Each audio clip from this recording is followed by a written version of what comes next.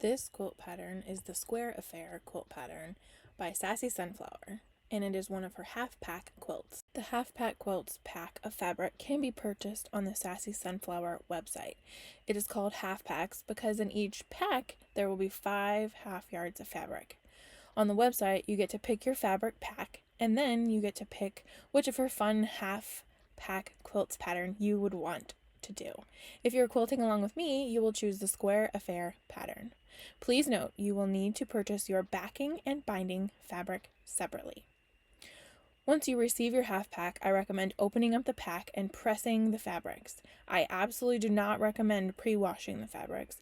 This may shrink your fabric and cause a shortage when trying to cut out all the pieces.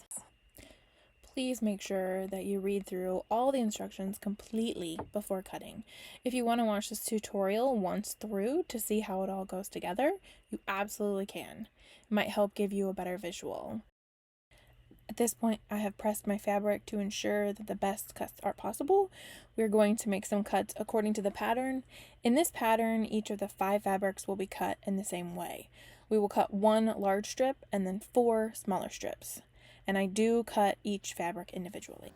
Once you've folded your fabric in half, selvage to selvage, you will make your cuts. In this case, the pattern has all the fabrics doing the same cuts. So you'll end up with 1 large strip and 4 other strips the same size. As you can see here, I have just a little bit left, maybe about a ½ inch left over. That just gives you enough play that if you need to square up the fabric for any reason, you've got a little bit of wiggle room, but don't go crazy squaring everything up. You don't need to do that. So now we're going to go ahead and cut out the rest of our fabrics. Okay, now that we have all of our initial strips cut out of all 5 fabrics, we're going to go ahead and start subcutting our strips per the instructions.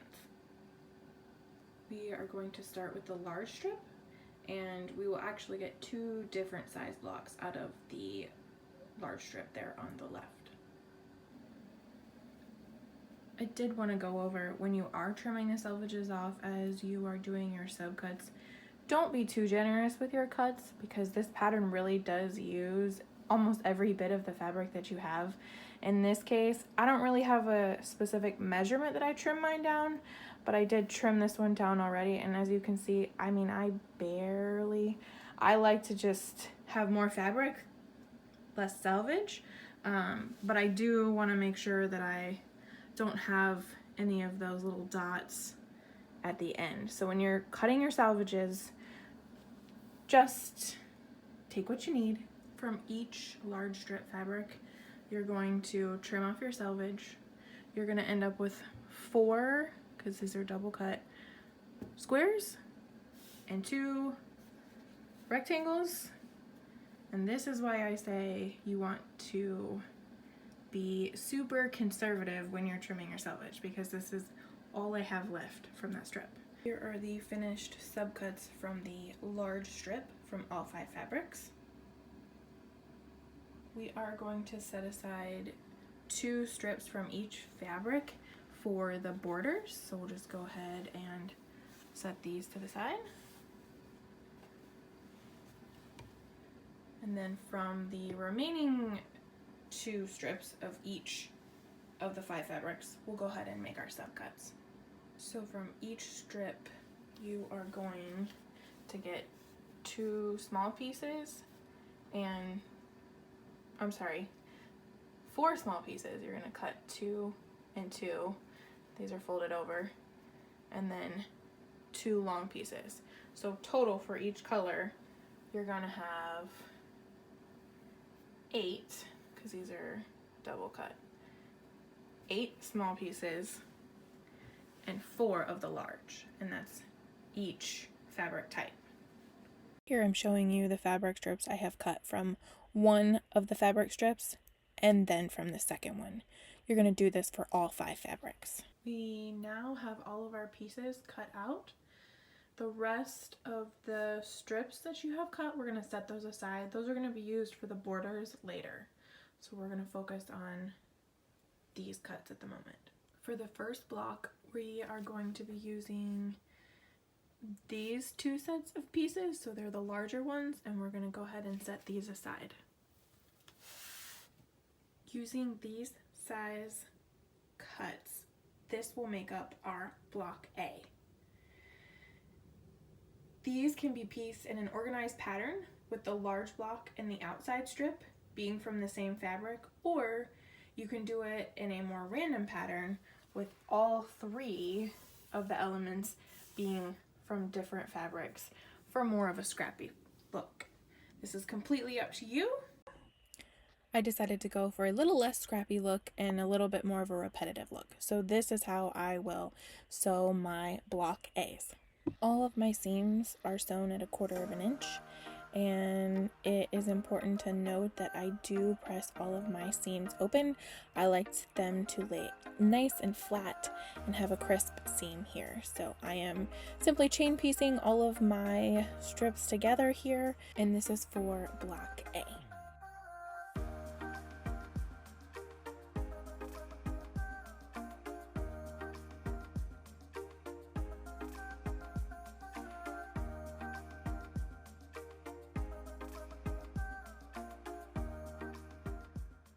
Once you have sewn all 10 of block A, we will move on to block B. For block B, we will be using all of the smaller pieces. Each block B will be constructed in this manner with 2 squares and 2 rectangles on both the top and the bottom. As with block A, it's your choice to either match several of the fabrics in the block or to make it completely scrappy. So you could switch out your pieces to make it more of a scrappy block. You could even completely mix and match it. It's completely up to you at this point. All of my seams remain at 1/4 inch.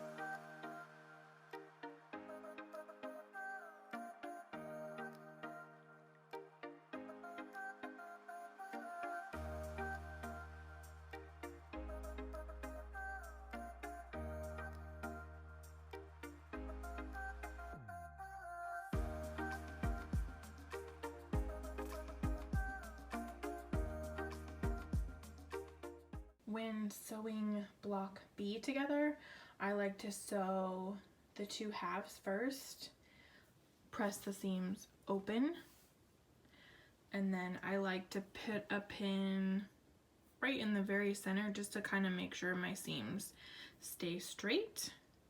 And then we'll go ahead and sew the 2 halves to become a whole, and this is for block B.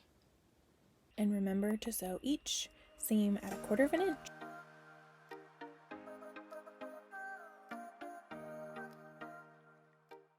Once you are finished sewing all of block B's together, you should have 10 block B's and 10 block A's.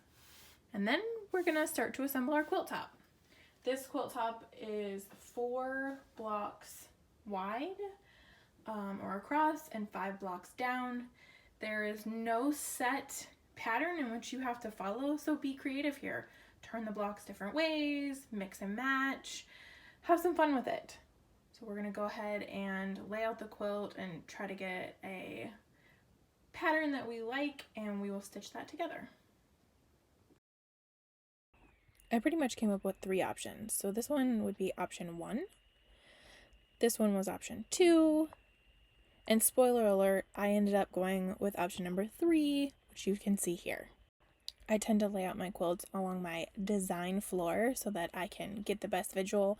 I'm showing you here that I sew the blocks together to form tall columns, and then I laid them out super close together, so I am showing you the progression of sewing each of the columns together to finish my quilt top.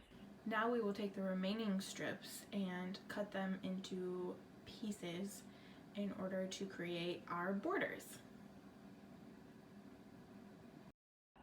This quilt has a double border, so once you are finished sewing your quilt, make sure you press all your seams.